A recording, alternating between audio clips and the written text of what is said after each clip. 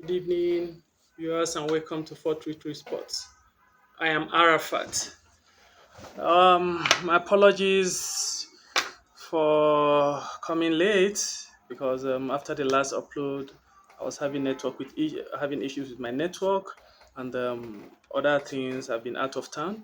But I'll make it up with the few time I have and with other incoming videos.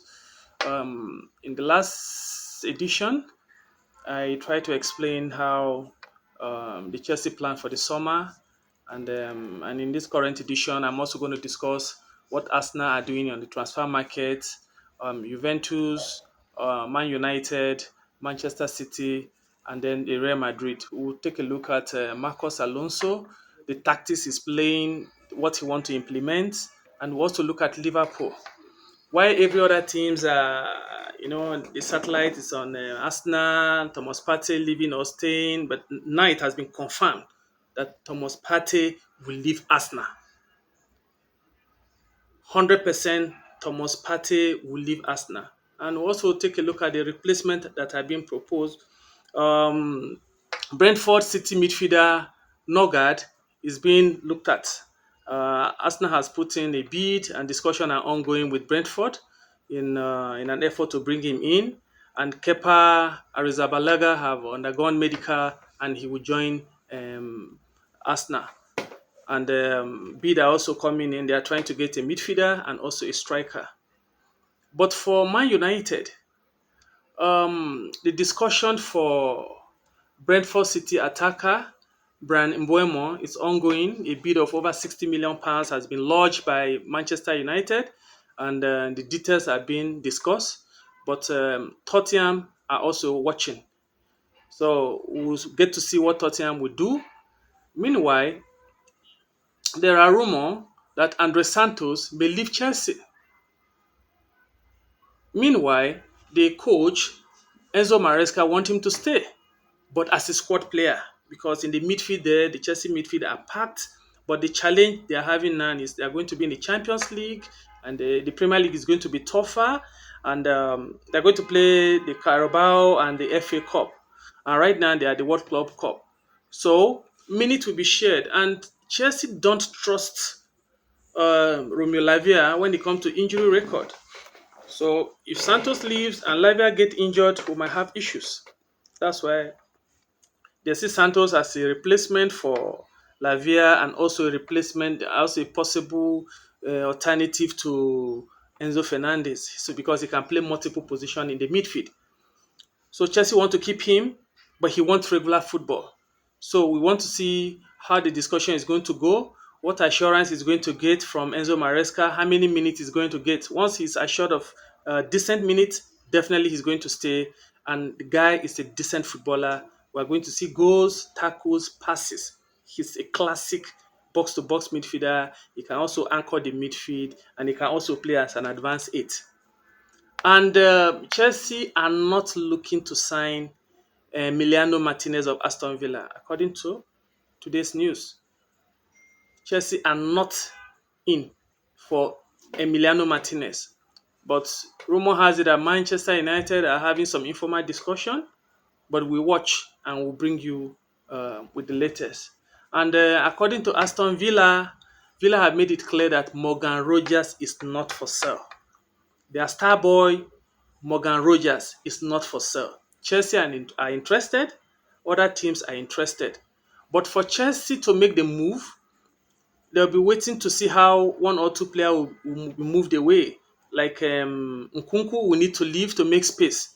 If Nkunku is sold, and then there will be space to bring in Emiliano Martinez, and Chelsea will not shy out to bring the money because Chelsea will always they have the money to spend. They have a good PSR, so they can bring the 80 million that Aston Villa need for the player. It's just all about the structure, and Chelsea have one or two players to also give on loan to sweeten the deal. And besides, Chelsea and Aston Villa they have a good working relationship. So we watch, and Chelsea are not forcing Madueke and Nicola Jackson to leave the club.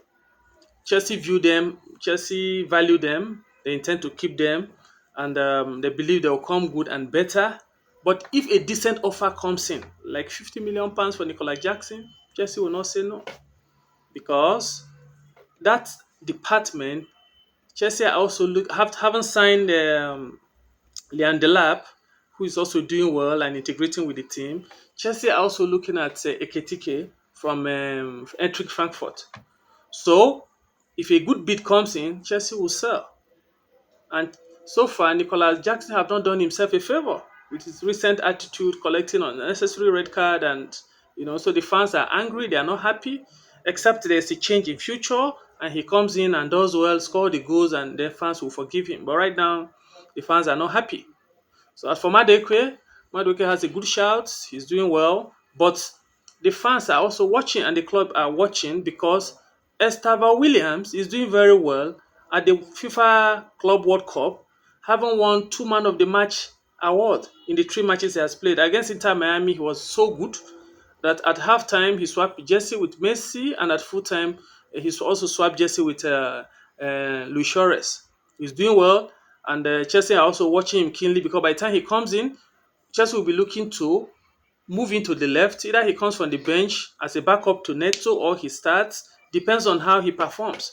If he performs so well, and Neto is also putting in good numbers, and Madueke, then definitely Madueke will have to go because Madueke will have to now compete for the left wing position where Chelsea are looking to spend £55 million on Jamie Gittens because Chelsea and Borussia Dortmund now have the agreement that they are trying to wrap up the deal. That's why so far Jamie Gittins have not been playing for Borussia Dortmund. They are trying to keep him safe so that he will not get injured, so that the deal can go through.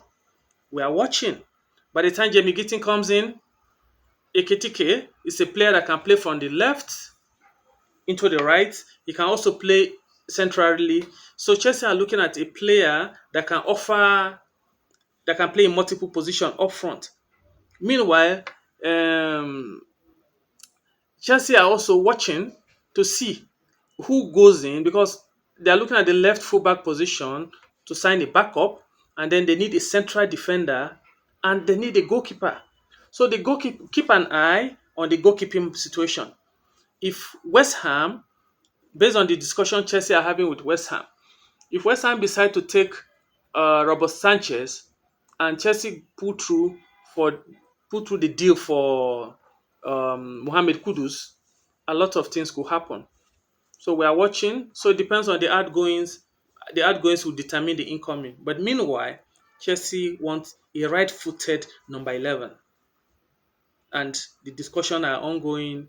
And we understand a bid of £55 million will be enough to price him away from Borussia Dortmund.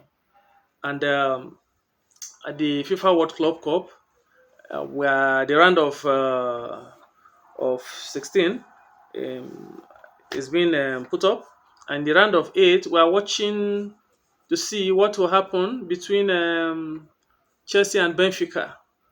On paper, it looks Chelsea will win easily, but don't underrate Benfica. Benfica are very good. If you watch the Champions League match between Barcelona and Benfica, absolutely roasted Barcelona in the first half.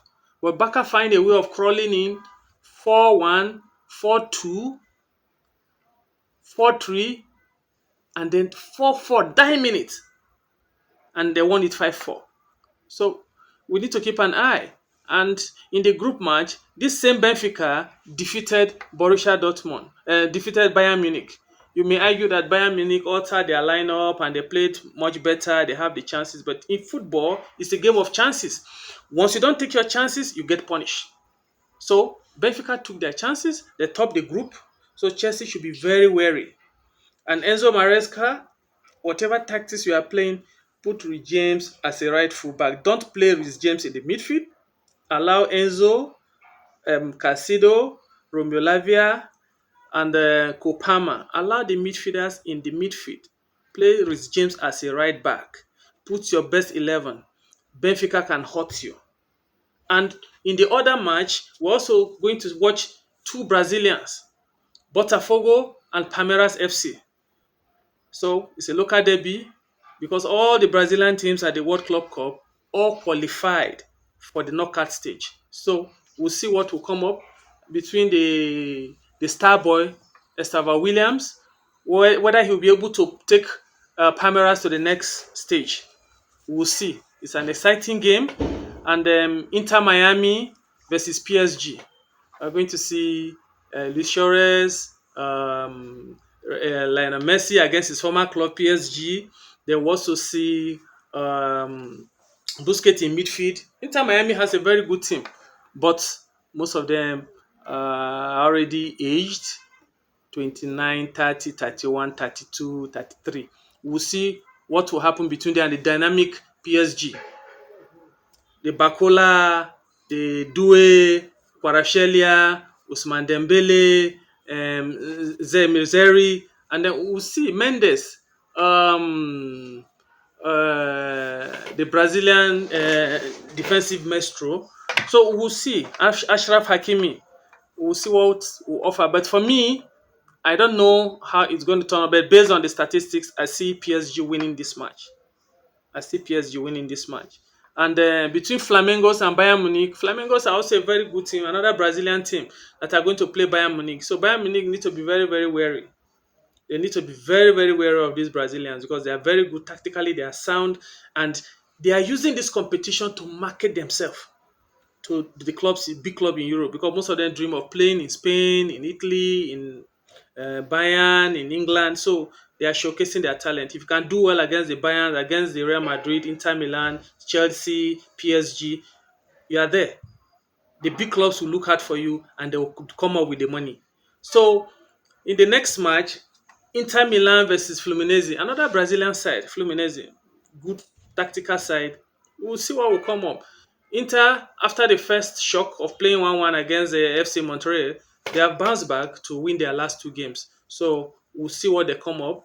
But they need to be wary of these Brazilians because when it comes to the Brazilians and the World Club Cup against European team, these guys always put out the best numbers. They go for the best tactics. They make sure they give out their best because it's an opportunity for them to move to the next level. And then Man City versus Al Hilal of Saudi Arabia. You know, people laugh and they call the Saudi League the Farmers League. When Ronaldo went there, they say he went for the money. And gradually, the Saudi League is beginning to hold its own against the bigger teams. They are beginning to have more viewership. Bigger players are beginning to move in. Even young boys. At the beginning, it was said, okay, it is the players at the twilight of their career that are moving to Saudi Arabia. But right now, not so. Young players of 20, 21, 22 are also going to Saudi Arabia. And if you watch Al Nasser, if you watch Al Hilal, Al Ittihad, and um, um, Al Nasser, and all these other club, Al Fatah. Most of them you could see young guys are moving in and they are holding their own. Most of their coaches are from Europe. The big coaches from Europe are also going there because the money is good. The former Inter Milan coach that took them to the final, Zaghi, sorry, not Zaghi, Simone. Simone Inzaghi, he just moved into Al Hilal after leaving Inter Milan. And so far, you could see his experience on the team, the tactical flexibility, the way they move the ball. Tactically, they are good. It's just even if they lost to Man City, it's just a little difference in quality, but not out of lack of desire because the Saudi League they are holding their own against the big boys. They played 1-1 against Real Madrid. If not for one or two poor finishing, Madrid would have lost that game. And so far, they have done well. We'll see what they will do against Manchester City, who trashed Juventus 5-2. So next match, Real Madrid versus Juventus, another good matchup. Madrid are trying to rebuild, and if you watch them so far, Alonso has been trying to give one or two young players chances so that they can express themselves. And so far, they have done well, and they have won their last two games.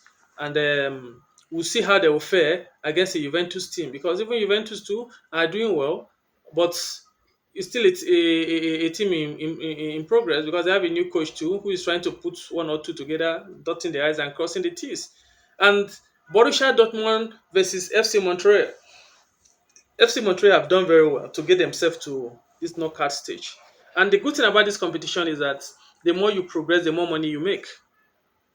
So we'll watch and then we'll see. And in the next edition, we'll be able to analyze what Arsenal are doing in the transfer market, Manchester United, Chelsea, FC Bayern. I will bring you a whole lot. But catch you on the other side. Please like, subscribe, and watch. Thank you very much. See you on the other side. Arafat.